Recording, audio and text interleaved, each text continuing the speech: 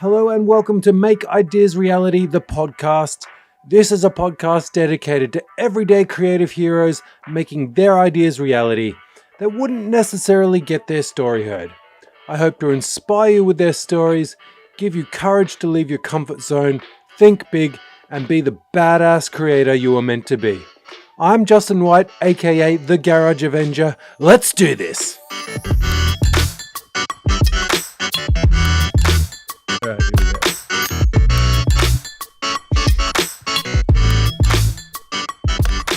Hello and welcome to episode 21 of Make Ideas Reality. Yes, we're back a little bit early. The coronavirus hit, so I decided to get back on the bandwagon, do some recordings, and we're back in the full swing, aiming to hit a home run with today's guest. Do you like that one? That was good. Nice, smooth. Today's guest has a fascination for projects that could potentially kill him, and thankfully he hasn't lost a limb yet. From knife-throwing guns to hat racks that defy gravity, he's a man on a mission to inspire people to challenge themselves, to learn new things, and to prove they are capable. Welcome to the show, Tyler Bell from Tyler Bell Makes. What's up, Justin? Thanks for having me, man. You're welcome, man. There could be some people that don't know who you are. So Probably. why don't you tell the people who you are and what you do? I am Tyler Bell. I'm a maker from Seattle. I make all sorts of things, from crazy, ridiculous machines to furniture sometimes, tools other times, and anything else I can think of. Now, how did we meet? We met at Maker Central last year, 2019. Yeah. That seems to be a recurring theme there. Yeah. Because you were new to this community back then. Because I think I remember you telling me that you had just found the maker community, or you didn't know what it was until that event. Yeah, I had no clue. Like, absolutely no clue. I was walking around meeting all these people. I had no idea how many like accumulative subscribers were like in that area. So Yeah, it was pretty cool. That's fun. That's really funny. Yeah. And I remember meeting you. I remember thinking that you were like this loner guy. And I read you all wrong because eventually I got speaking with you, and we actually had a really great conversation about your pneumatic bottle opener. We were just spinning ideas, which is actually something I really love to do. So I quite enjoyed our conversation. That's probably hence why actually you're on the podcast now, because ever since that conversation, I got really like involved in what you're doing. So I watch a lot of your videos, following you on, of course, Instagram and so on. And I thought, this guy's cool. So, that's the power of Maker Central. Totally. That was a good time. Yeah, we were hashing out the pneumatic over-engineered bottle opener I did. I was just thinking about starting it there while we were there. Yeah. So cool. I mean, if you think about it, actually, it's the Maker Central thing has really turned. Like, this podcast wouldn't exist actually if it wasn't for Maker Central. If I hadn't started to meet all these people and start connecting with people, then this podcast wouldn't exist. And, it's really, actually, we have to actually thank Nick Zametti for kind of setting it up and starting it all. It is a bit of a shame it's been delayed, but of course, it's actually a good thing, I think, considering the circumstances at the moment. So it's delayed now to August, I believe. Is that right? Sounds right. Yeah. So, I'll definitely have to rebook my flights and get there for sure. Let's talk about your journey there, Tyler. How did all this making machines that want to kill you, building furniture and tools and all sorts of things, how did this all start? To some extent, I've always had like this itch to build things and to solve problems with my hands. And part of school, what I enjoyed most about school growing up was science class, when we actually got to get hands-on and do experiments and stuff like that, and science fairs and stuff. I actually got to build stuff. I didn't exactly know what to call it or what I enjoyed most about it back then, but looking back, it makes more sense now that it's just solving problems with my hands and creating something from nothing. Science fair projects were awesome with my dad. My dad is an aerospace engineer. My stepdad is a mechanical engineer. And so growing up with them, I learned all sorts of like making stuff from the engineering side. And when I hang out with my dad now, we talk about engineering and airplanes, and because we both work for Boeing, and he teaching me at a young age. He taught me, my brother and I, about airfoils and how that sort of stuff works. And yeah, that was a big inspiration on me and big impact growing up. Let's talk about your father's influence. What was your father? What did he work with, and how did that influence the way you problem solved and your creative side? Yeah, my dad and my stepdad both being engineers. Like my dad being an aerospace engineer specifically, like that side of it has been a big impact in that, like, I don't know, whenever we hang out, I go see him every Sunday and we just talk. Most of the time we're talking about engineering, and like we'll watch Mark Rober and Destin Sandlin from Smart Over together and the crazy stuff that they're doing. Like that engineering mindset. Like I didn't go to I didn't get a bachelor's degree or anything. I just went to a community college, and I thought for the longest time that I was going to be a mechanical engineer or an aerospace engineer. And then I realized that just I didn't really need that education for what I wanted. And but I like to say that you don't have to go to school to think like an engineer. You might be missing all of the institutional knowledge and the technical knowledge, a lot of which you can learn online nowadays. But 100%, man, like 100%.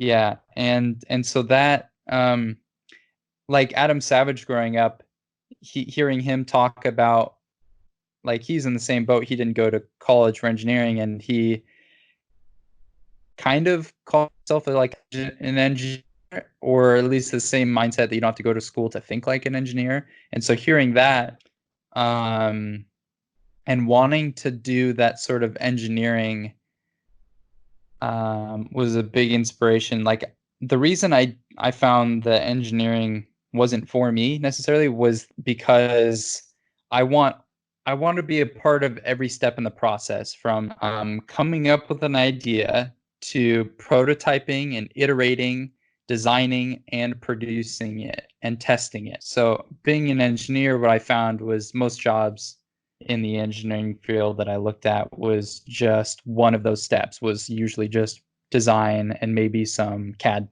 like modeling and testing on a computer. But yeah, I just like having my hand in every step of that process.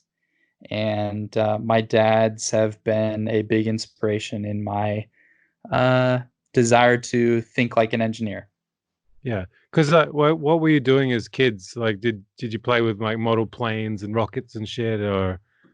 Yeah. So I was really into Bionicles. I played with Legos a little bit, but mostly Bionicles. That probably shows my age. But yeah, Bionicles? Who that the right. played with Bionicles? Back in my day, we just had bricks. They're called Lego bricks, mate. Yeah, well, yeah, and then we like with my dad, we launched model rockets. We strapped rockets to a skateboard. We did the little rocket cars that follow a string on the ground.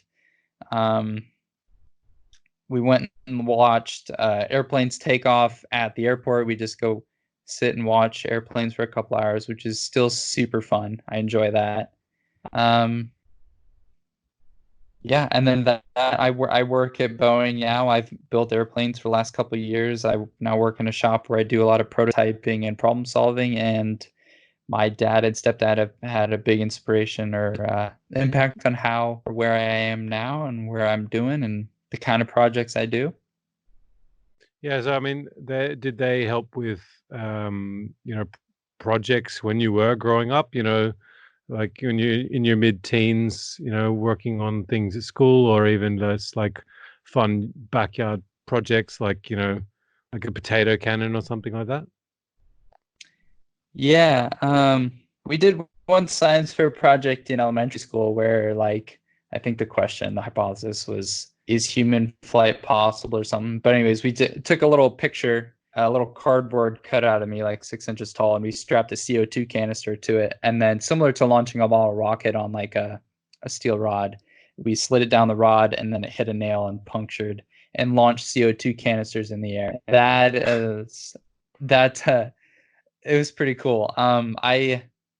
Man, there's a lot you could do with CO2 canisters. That it's like a lot of hidden potential there that I should be utilizing more. Like a lot of people comment about my pneumatic bottle opener, that Yeah. I could have used CO2 canisters on that instead of using a compressor, which is a good point. But yeah, a Man, little off topic. But anyways, it's all right. I remember using, like, we used to get the Soda Stream little CO2 canisters, right?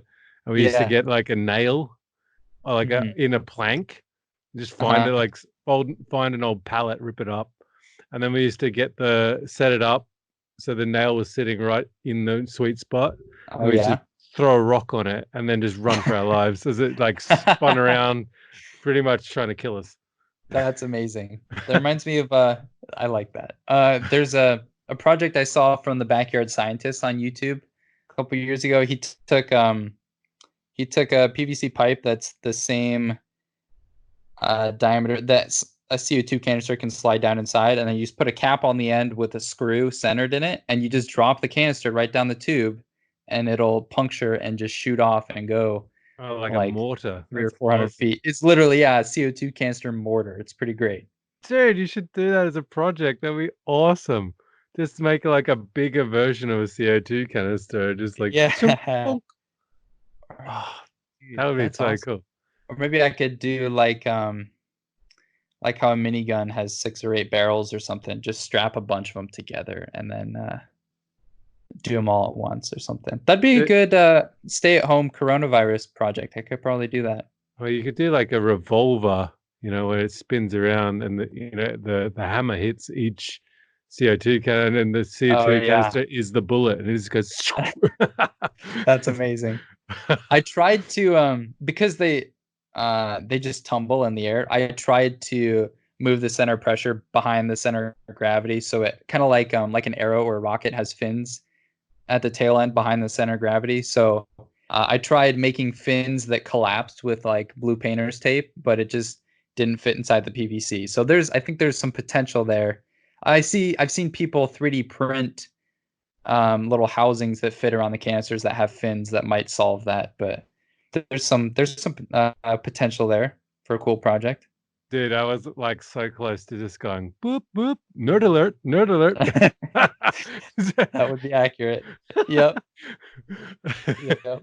There's some of that engineering knowledge my dad's dropped on me from over the Yeah, years. Just some simple 100%. I stuff, could but hear it, man. I could hear it.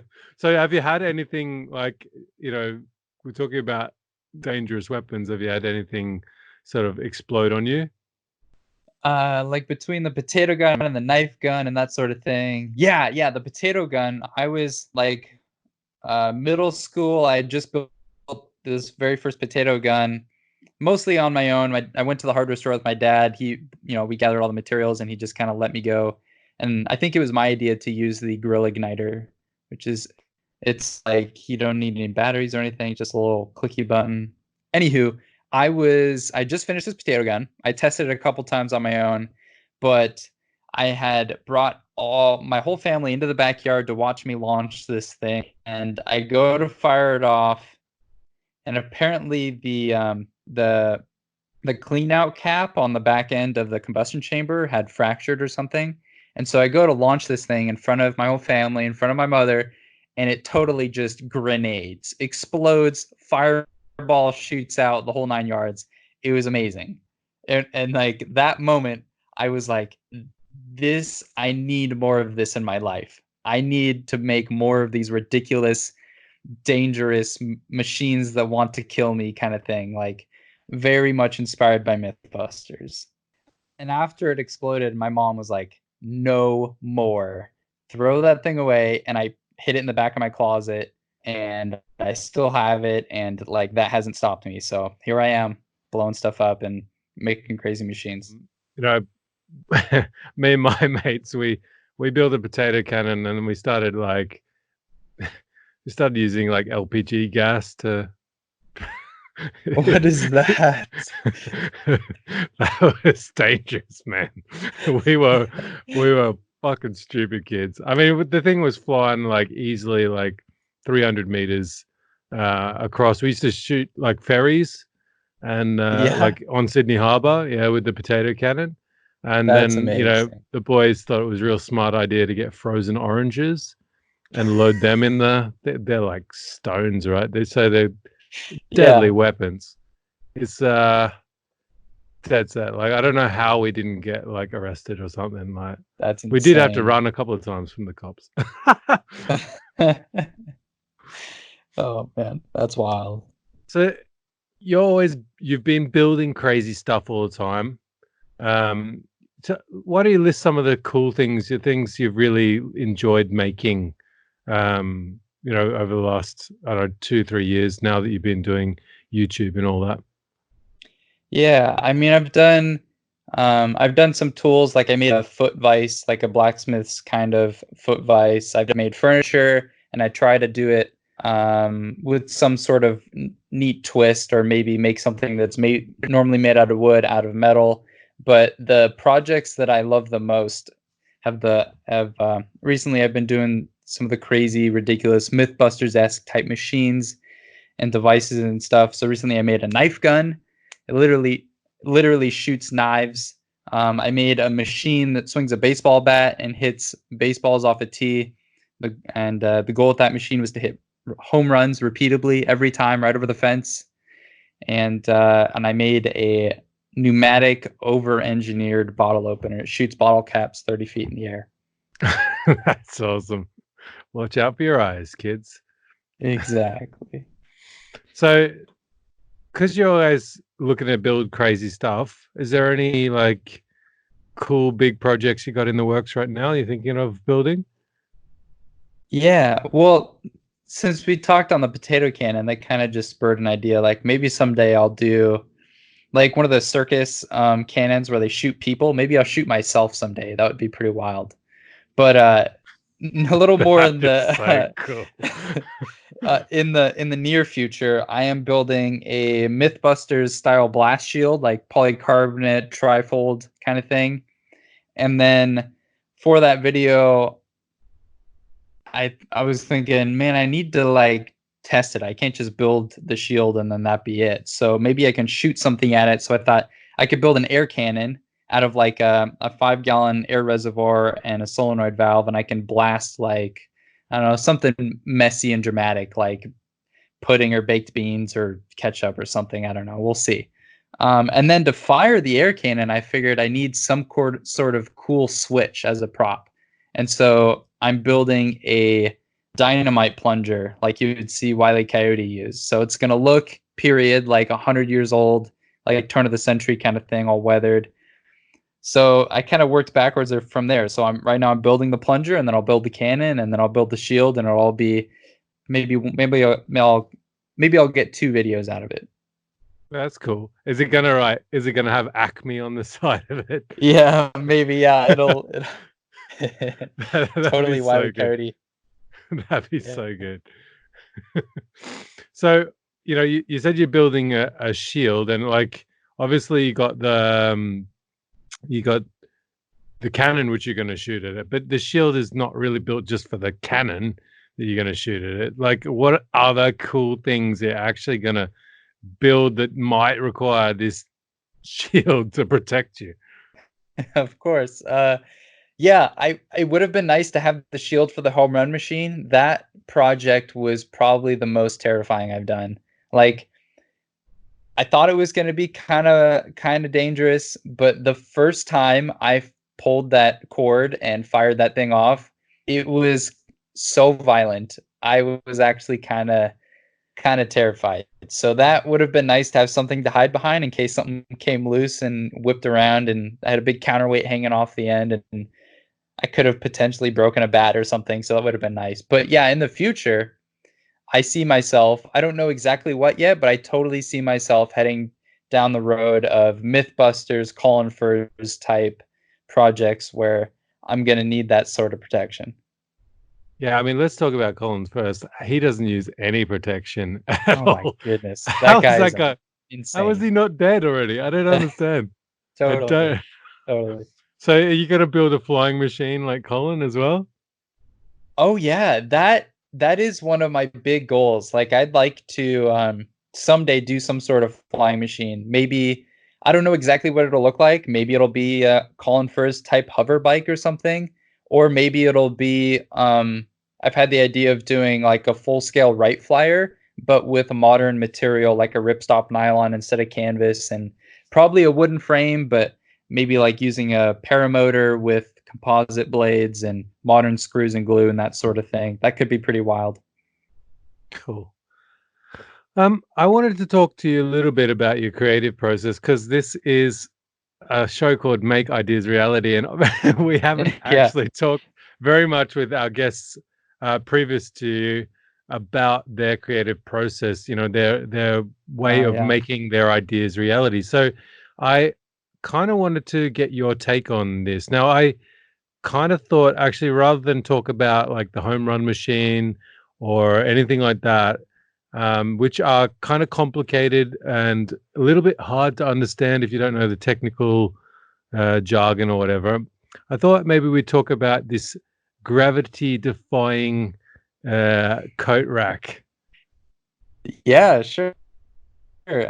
Yeah, so how that started was I basically part one was I needed a coat rack. It's just something I needed. And I didn't want it to be a normal coat rack. Like, I think I could have I wanted to make it a little ridiculous or hard to or a little out of the box. That's what I wanted, out of the box. And I was looking at inspiration and stuff on Pinterest, and I realized a lot of the coat racks are made of wood. So I thought, and there are some metal ones out there, but I thought let's try something that hasn't been done too much and make it mechanical or something. I've been itching to do a mechanical type project.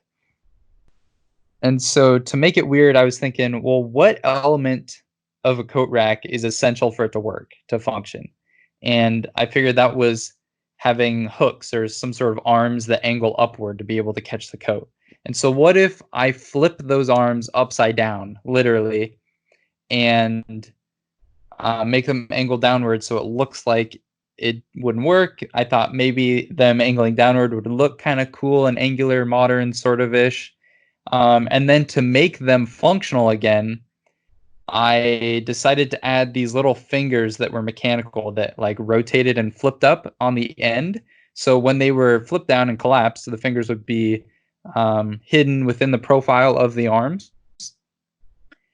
And so to make them pivot, I was thinking like the obvious answer would be bolt a nut through, but that's kind of clunky. So I was thinking maybe I could put a piece of round bar through and then weld it and grind the welds flush on the outside. So I was going to do the arms with square tubing and then notch out a recess for these solid bar stock fingers to fit inside of.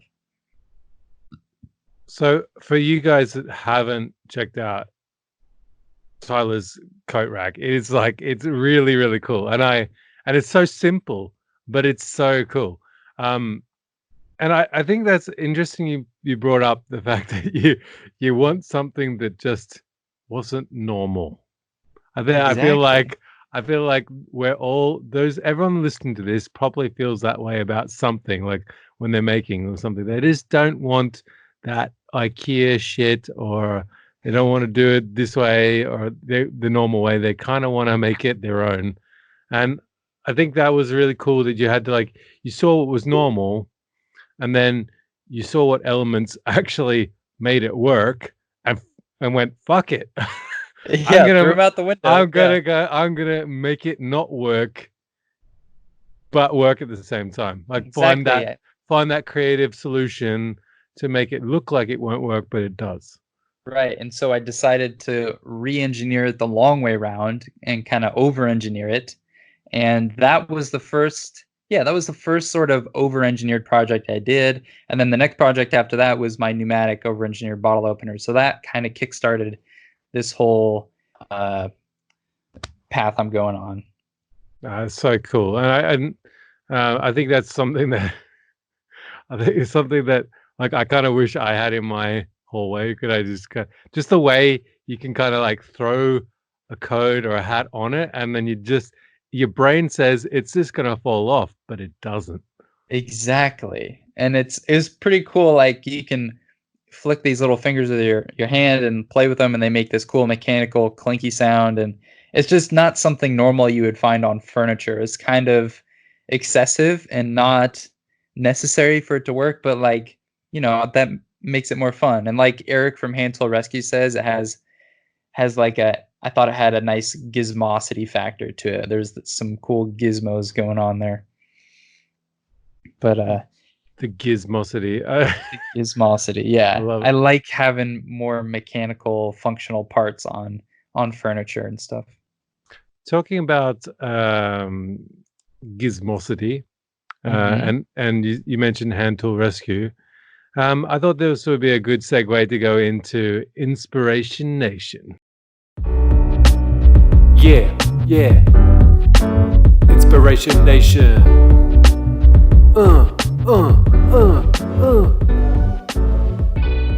All right. So let me know who are your everyday inspiration heroes? Man, I'm loving my buddy Jake, the Maker Monster. His stuff, I know you've had him on the show, but I'll give him another shout out because his stuff is so good. It is so fun and original, and especially with these weird times right now, I think it's so positive and just goofy and fun that I think it's something people would really enjoy, especially right now, and kind of need. Yeah, I mean, talking with Jake, I did a pre-podcast with him as well. Really lovely dude, like super nice. And, he's got a lot of kind of wisdom behind him, actually, that you don't see, from the Maker Monster videos, I guess you'd say. So, I'd also recommend to you guys that you reach out and actually start talking with him because he's just an amazing person. He's got so much knowledge. And he also has just a fun way of looking at things. He's really into like, series, Netflix series and like nerdy stuff as well. So he just loves it. And I think that's something that, a lot of us who are listening are also into that stuff. So make sure you reach out to Jake as well. And I think that's an awesome person to be inspired by. Totally. Good dude. Let's go to random question. Oh boy. All right, are you ready? All right, hit me. All right, this actually doesn't have a specific answer, this question. Interesting. Yes. Here we go. All right. What was the best thing before sliced bread? Well, Justin, it's interesting you asked that because the best thing before sliced bread was, in fact... Wait for it, I'm thinking. You had so much confidence in that answer, in that intro to that answer.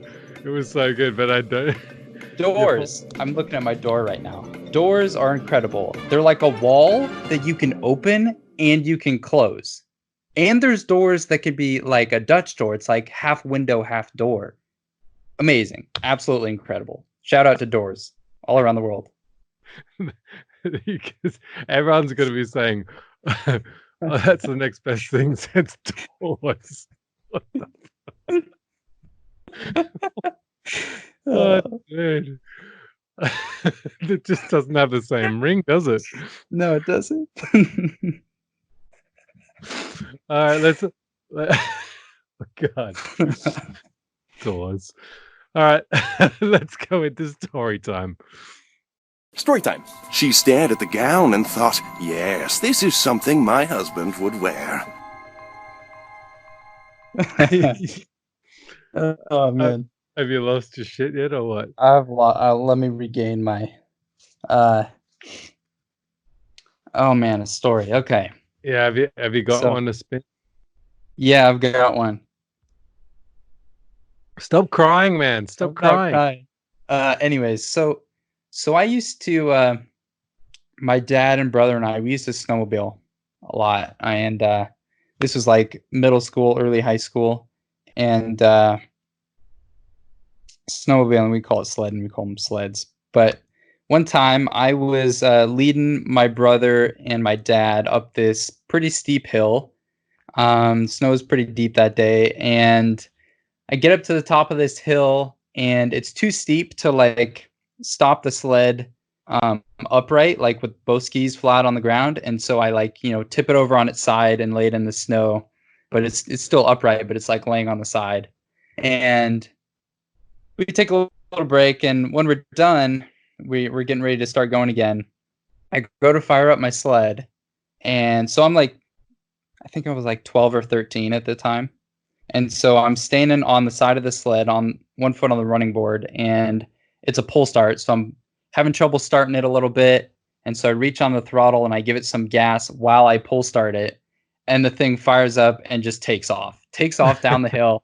And the snow is so deep, and I'm like, furiously trudging after it in the powder. And there's a moment where I'm like, there's no way I'm going to catch up to this thing. So I just sit there helplessly watching my sled bomb down this hill right towards a tree, and it misses the first tree trunk, but there's some low-hanging branches, and it totally just explodes the windshield, shatters the windshield, and then it goes down towards a second tree and just nicks the trunk, but it takes like an inch gash out of the tree and bends the right ski like almost underneath the sled. And so we get down there and we bend out the ski by hand as best we can, and it's all crooked and janky.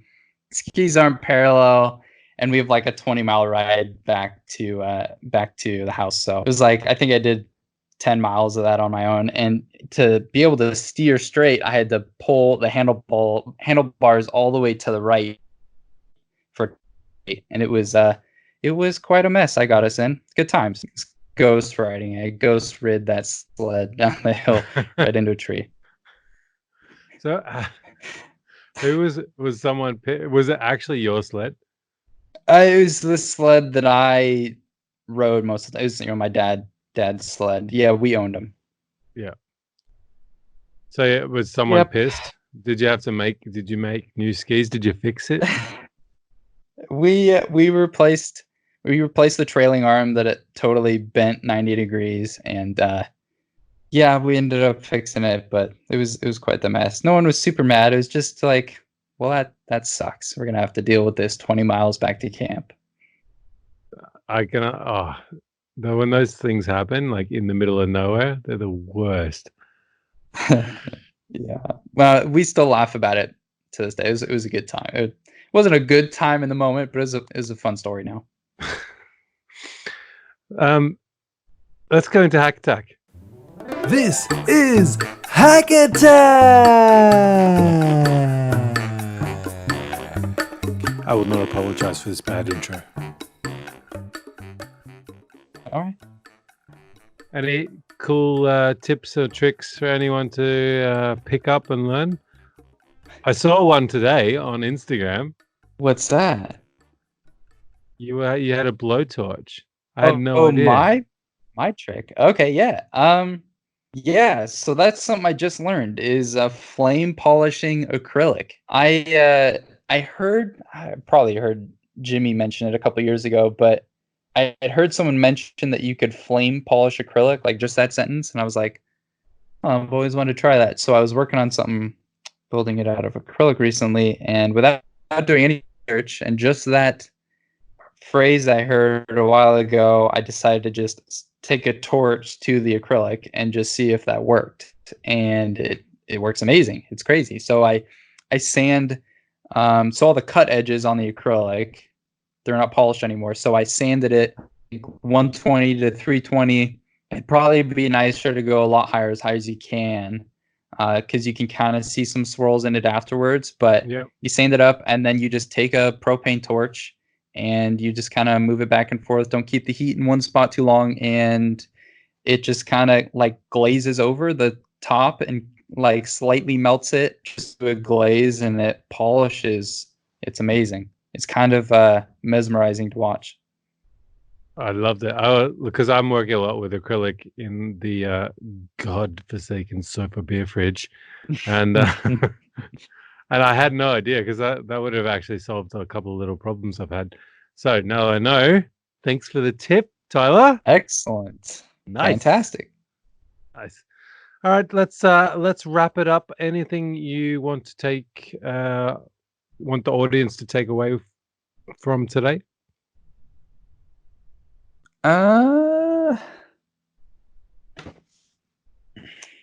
Keep learning new things, keep iterating, keep persevering, and you guys are more capable than you think you are, and you can make the things that you want to have. I know it.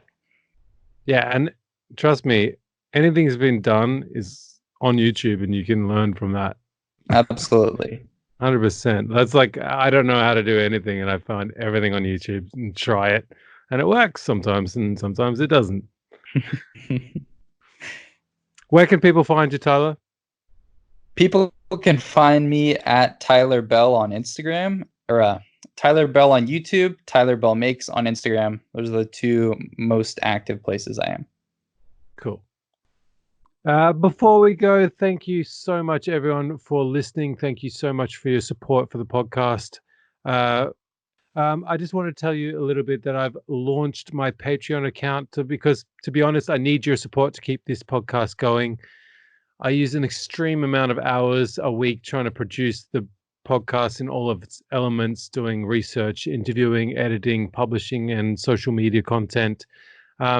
And if I can reach my goal of 50 patrons, I should be able to take a day off work and focus 100% on producing this podcast, which hopefully will be more awesome for you guys. And if you want to know, if you're feeling a bit generous, you can support me and the podcast and my family and everything else I do as well. I got 3 tiers. $3 is the official fan. You'll get a shout out on the show. You'll get early podcast access and Garage Avenger videos. If you're a fan of my videos, which you should be because you're listening to this podcast. Access, and you also get access to pre-podcast chats. Me and Tyler had a great podcast pre-chat, and so that's worth listening for that. The next level is the $5 Vigilante tier, and that you'll get all the same benefits as an official fan, but you'll get a genuine love letter from me and a sticker in the mail. And then if you want to go all the way up to the top level of Sidekick, that's $25 a month. I know it's a lot, but hopefully you and me, we working side by side as sidekicks. If you join me on that one, you get all the previous benefits of the other tiers, and I'll give you the opportunity to become a guest on this show and share your story. And also you'll get a Garage Avenger t-shirt in the mail as well. So saying that, if you can't financially support me, I fully understand. And you know what, even just telling a friend, posting on Instagram stories, sharing posts, and of course leaving reviews and ratings on podcasts platforms would mean like the world to me. I'll say it and I'll say it again. It not only means the world to me, but it means a world to my guests, as a bigger podcast will give them a bigger opportunity to be found by a bigger audience. Now, that being said, now go Insta stalk Tyler. Check him out and his amazing work. He's an awesome dude. If you do want to give me some feedback on the podcast, please send your DMs to me at Garage Avenger on Instagram. Until next time, keep pushing yourself, keep ballsing up things, keep learning, get inspired, and I'll catch you on the flip side. Yeah, nailed it. Well, Nice outro.